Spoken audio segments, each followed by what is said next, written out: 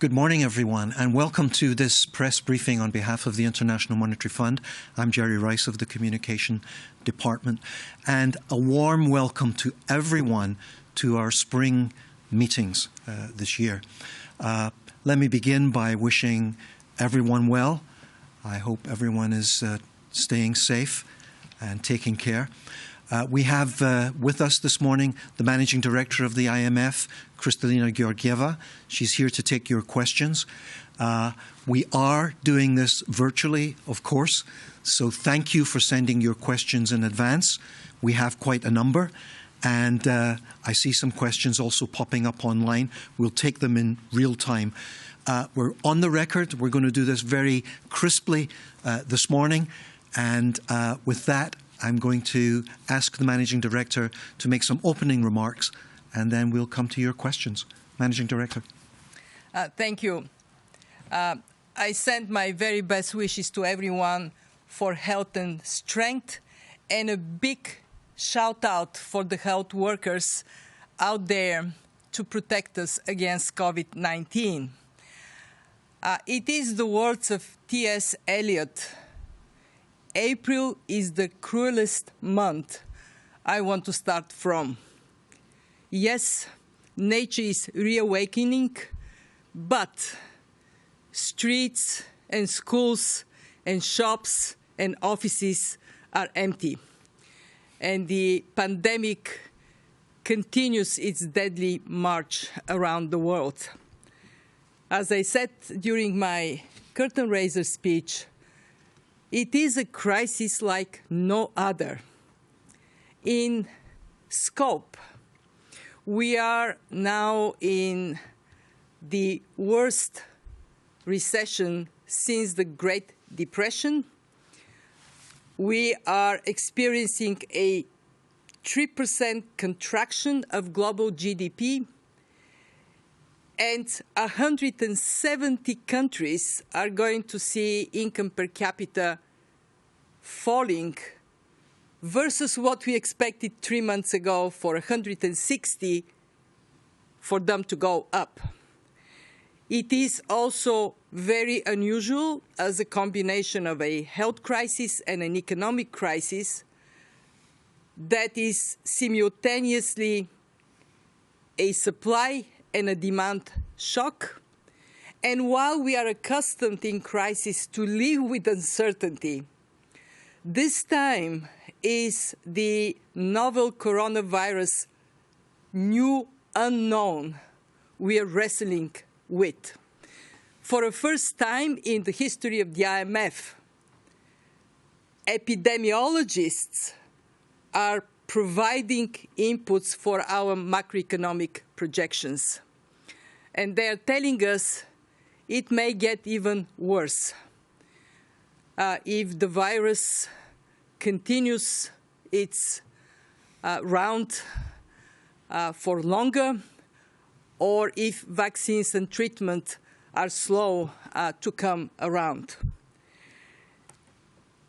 Exceptional times require exceptional action.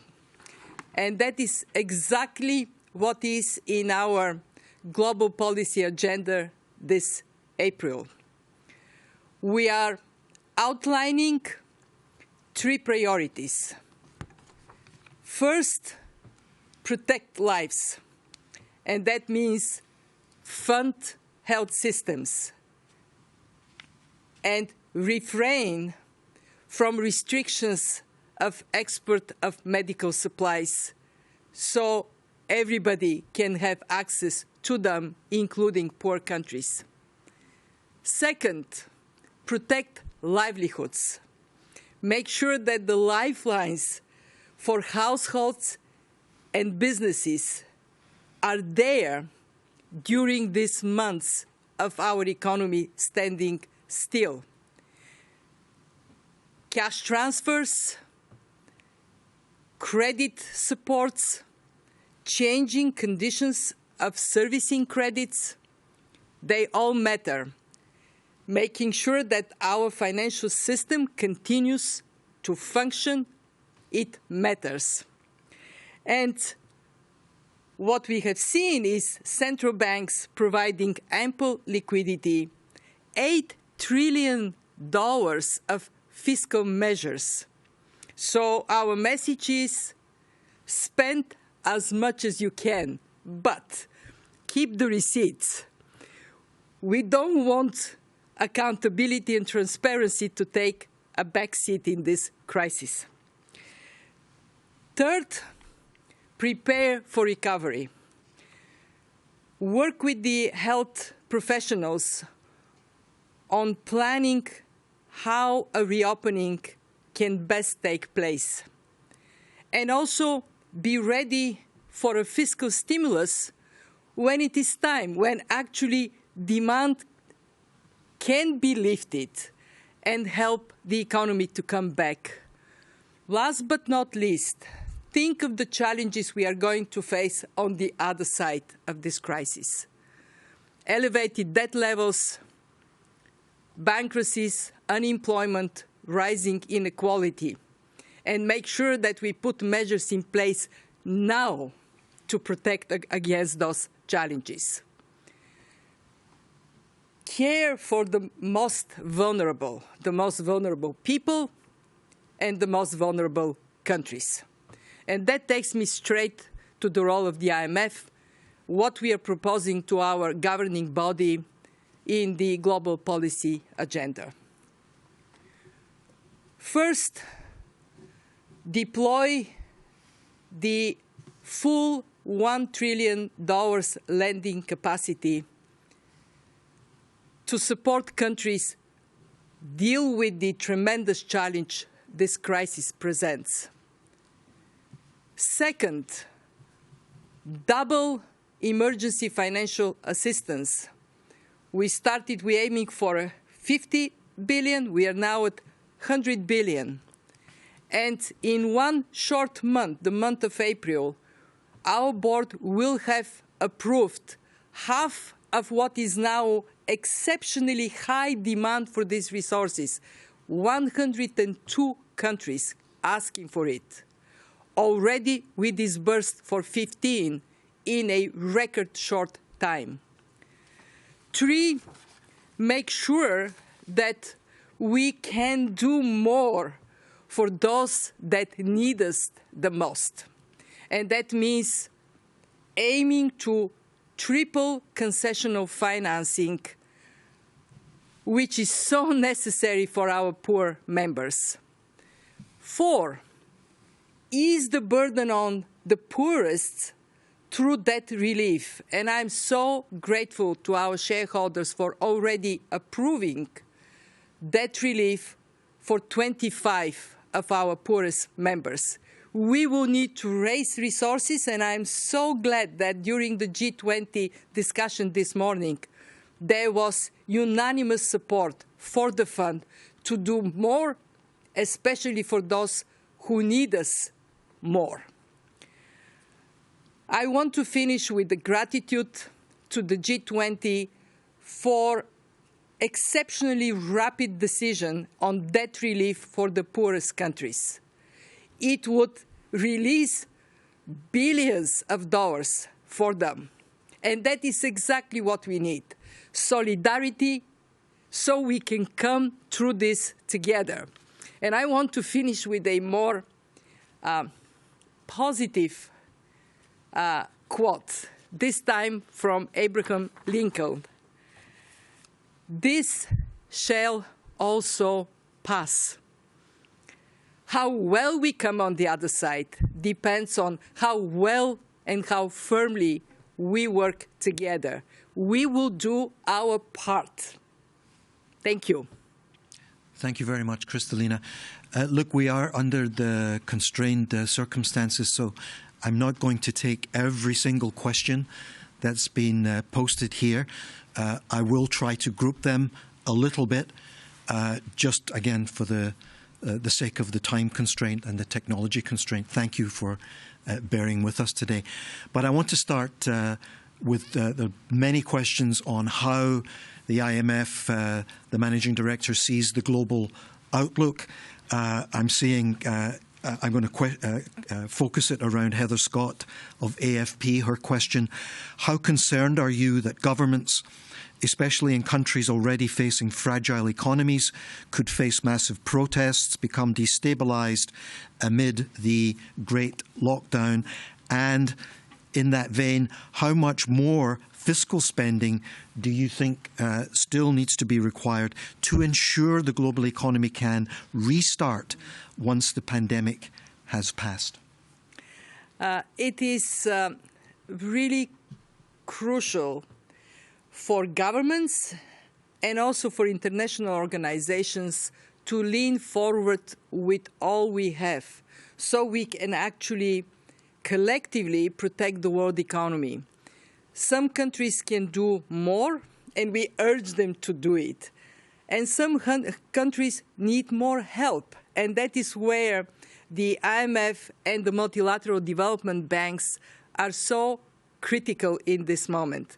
I want to give credit to David Malpass, the president of the World Bank, and to all heads of multilateral development institutions. They are also mobilizing up to $200 billion so they can support the countries, as you rightly said, that have less fiscal space to be able to take the necessary actions. Okay, the second... And just to add, $8 trillion, this is remarkable, in a very short period of time has been deployed. And there would be need for more, that is for sure. How much more would depend on how effective measures are and how quickly the virus retrieves. Okay. Thank you. The second clutch of questions is really around the IMF. What are you doing? The IMF's resources. So I've got a couple of questions that I'm going to focus them around. Larry Elliott of The Guardian asking, are the IMF's own resources adequate to meet the demands for help? He says from more than 80 countries. And secondly, what steps are being taken to ensure that the private creditors are part of any debt relief package? And it's essentially the same question from Tony Rowley, our friend from the South China Morning Post, saying the IMF has $1 trillion of resources available to help deal with the crisis. If this proves insufficient, what additional funding routes are available to the fund? Is there a feasibility of an emergency IMF quota increase, and so on? So again, clutch of questions around IMF resources, Kristalina. It goes to the wisdom of our shareholders that after the global financial crisis, they have decided to quadruple the financial capacity of the IMF from $250 billion then to $1 trillion now. And we take it to heart to act decisively with what we have now to provide lifelines to emerging economies and developing countries, and we are doing it. It is also very clear that there are countries that need more support. And for those, we are determined to raise more concessional resources. We have full support from the membership to go on the offensive to raise more capacity for concessional funding from the IMF. Our target is to triple what we do for these countries. We are also very keen to explore our other avenues that would allow us now, in the urgency of the situation, to do more. There is emerging consensus that existing SDRs could be deployed to help developing countries. And we will assess as the crisis evolves where we are. The membership is very engaged and very supportive. So right now, to sum it up, use what we have now to the fullest, make sure that we enhance our instruments, our toolkit, to be effective, and keep our hand on the pulse of this crisis together with the membership, bringing consensus to a level that is necessary to move. Thank you. Many picking up on what you've just said, Kristalina, about IMF resources. James Politi of the Financial Times, amongst others, is just asking me right now, a series of European and African leaders have called for the deployment of additional SDRs to help emerging markets with liquidity. But the US is opposing this, says James. How problematic is this for the global response, and are there any credible alternatives? What we are concentrating on is to act decisively with what we have, and where there is full consensus among our members. We recognize that there are other options to be explored, and we will continue to do so. And as it was in the case of the global financial crisis, the world, under the pressure of necessity, always comes together. I can say that just seeing how the G20 united around debt standstill for the poorest members gives me that confidence that whatever is necessary, we will collectively do in the face of this tremendous crisis. Thank you. Another question just coming in from Japan, Asahi Shimbun, asking, Japan itself is under emergency declaration and is entering a severe recession with limited fiscal space. With that in mind, what role do you hope for Japan to play at this critical juncture, including in helping other countries deal with the pandemic? Let me first recognize the tremendous generosity of Japan, indeed faced with the pressures of the crisis at home, unprecedented package of measures to protect households and businesses in Japan. And despite these pressures, Japan was one of the first countries to come with a generous $100 million support for the debt relief we provide to 25 eligible poorest members of the IMF. Japan is a very strong supporter of concessional financing resources, already engaged with us on that goal we have to triple capacity for concessional finance. And it reflects that recognition in Japan and in across the membership that we are in this together. We can't win against this pandemic until we win everywhere. Thank you. Many questions coming in from all over the world on various regions. I want to begin with sub-Saharan Africa, and I'll paraphrase the many questions coming in around how badly will the region, sub-Saharan Africa, be affected by the pandemic in the IMF's view, and what emphasis is the IMF giving in its work to sub-Saharan Africa? Can you give us a sense of that, please? Well, the sub-Saharan Africa had a number of countries stepping up over the last years. And it is so tragic to see that momentum being stopped. And there are, of course, a number of countries that have, even before coronavirus, been experiencing very dramatic difficulties, conflicts, natural disasters. Sub-Saharan Africa ought to be at the center of our attention, and it is. We now have more than 30 countries applying for emergency financing. We are prioritizing rapidly responding to these requests, recognizing how critical this lifeline is for them. We are also very keen to see what more can be done. The debt relief, which David Malpass and I called for, the debt standstill, it is benefiting a large number of countries in Africa, as is our own debt relief initiative that the board has approved. But we need to think beyond that. We need to think about recovery. We need to think about making sure that the Continental Free Trade Agreement doesn't get derailed because of coronavirus. And that means engaging with the leadership in Africa and making sure that we are putting not only financial resources, but also opening up trade channels, making sure that we support the industries in Africa that depend on trade, of the revival of trade.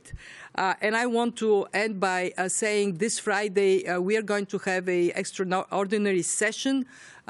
President Ramaphosa, the President of the African Union, would lead us. Together with David Malpass, we have invited the Secretary General as well as leaders from the continent and the friends of the continent on mobilization with Africa. And I'm sure we would come out of it with very concrete commitments to support the continent, to support sub-Saharan Africa and actually the broader African continent. Thank you very much. I want to turn to the Middle East, where there are a number of questions coming in.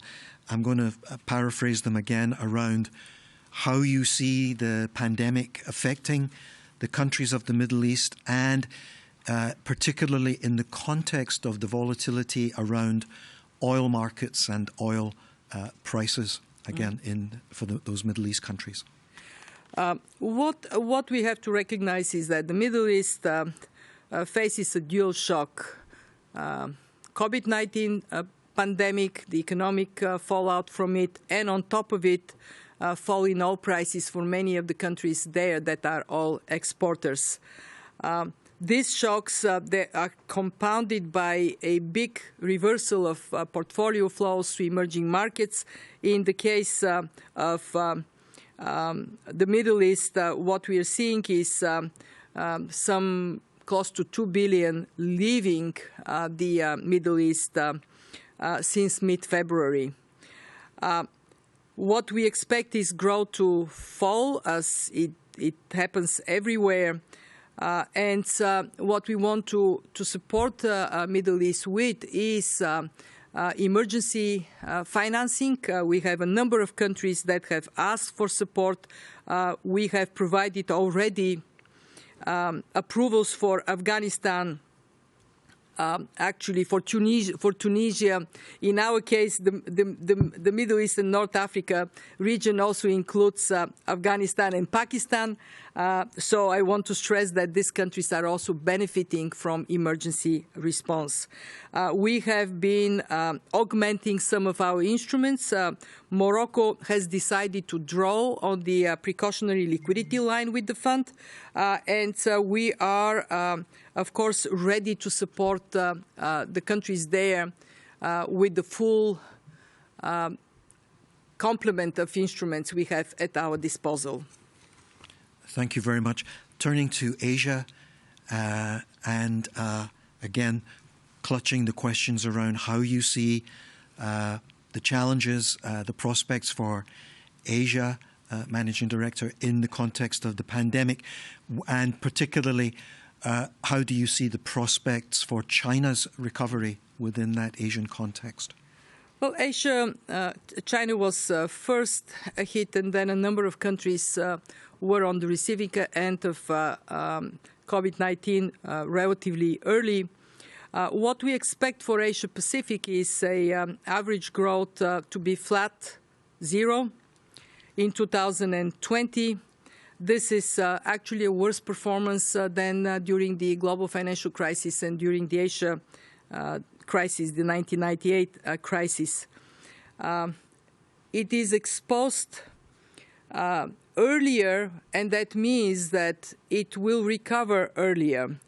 What we hope to see is not only effective use of all the instruments of monetary policy and fiscal policy in Asia, but us learning from Asia on containment strategies, how they are being implemented, so the rest of the world would benefit from the experience Asia is accumulating.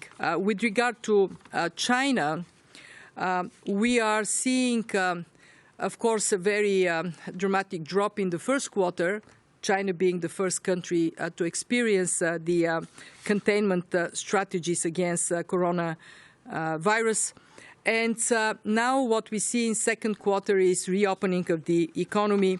Our projections for China growth are in the order of 1.2% for this for 2020, and a boost to 9.2% in 2021, provided that in this uncertainty, the baseline scenario is the one on which the world functions. Thank you very much. So turning to Latin America, Caribbean, how do you see the outlook? And I do want a question popping up for me on Argentina, just in the Latin American context from Clarín, Paula Lagunas. Again, in the context of the pandemic and the crisis, how do you think that will impact the ongoing discussions with Argentina, and what kind of assistance can Argentina expect from the IMF? Well, the Latin America, even before COVID-19, was struggling to regain footing in terms of growth. Now what we see is a deep economic recession across Latin America and the Caribbean in 2020, partial rebound in 2021. The growth in the region is expected to fall to by 5.2%, in other words, growth minus 5.2%, rebounding to 3.4%. And I want to differentiate in this context the Caribbean.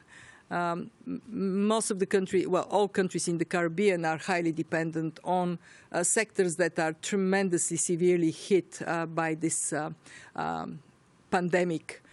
Tourism, transport. I was in a virtual meeting with governors from Latin America and the Caribbean, and I can tell you my heart is bleeding for these countries where the drop in economic activities wipes out revenues, and at the same time the boost necessary to just maintain the lives of people, the livelihoods of people is so dramatic. So I can tell you that we are already supporting the Caribbean. There are already programs approved, and we would be looking very carefully in what more we can do.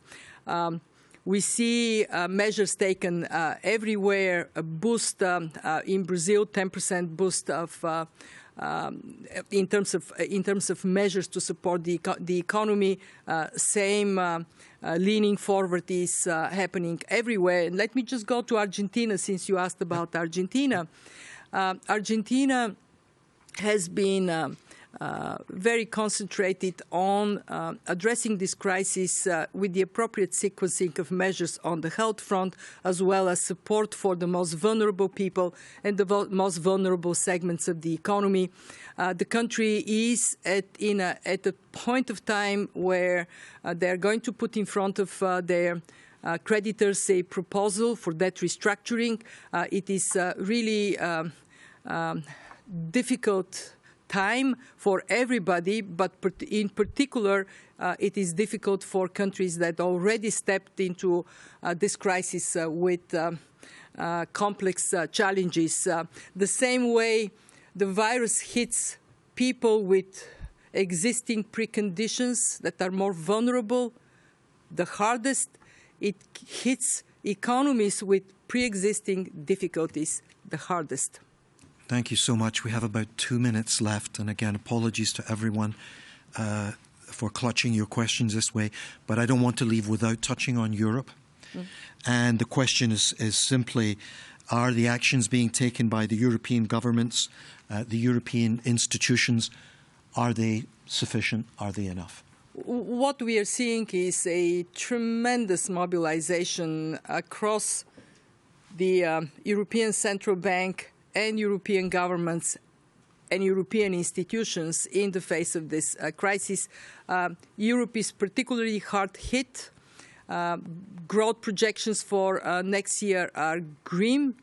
And at the same time, Europe is also leaning forward with all they have to fight the crisis. It is a moment for European solidarity, and that is what the citizens of Europe expect from their governments and their institutions. Thank you very much, Kristalina, and thanks to everyone. Can I just add one more point? We are telling everybody, do all you can. And I just want to assure you that we are following ourselves on our own advice. Everything is on the table in terms of measures we can take. What we do is first do all we can with the resources we have. Second, make sure that there are no gaps in what we have to be of service to the membership. Everything is on the table. Thank you so much. And again, thanks for your patience, those of you online today. We really appreciate it. And just to remind you, join us again tomorrow. There will be another press briefing here, including the Managing Director and the Chair of the International Monetary and Finance Committee after its meeting tomorrow morning. So join us for that tomorrow. Send us your questions in advance. Until then, stay safe and well, and we look forward to seeing you soon. Thank you.